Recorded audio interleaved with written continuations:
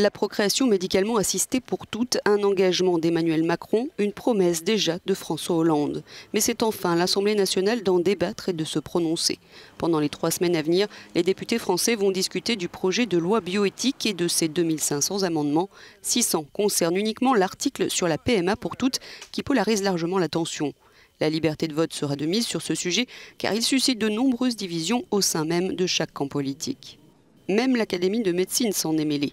Le week-end dernier, elle a émis des réserves sur l'ouverture de la PMA en mettant en avant les droits de l'enfant à avoir un père et une mère dans la mesure du possible. Un avis jugé peut-être un peu daté par la ministre de la Santé Agnès Buzyn, mais encore très présent dans la société française. En fait, on vient juste d'obtenir le droit justement au mariage pour ce genre de couple.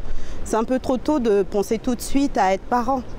Je suis un peu classique là-dessus, quoi. Je pense qu'il y a besoin d'une autorité paternelle et je pense que c'est... Bon, voilà, c'est pas formidable. Comme chez les députés, d'autres Français sont plus progressistes.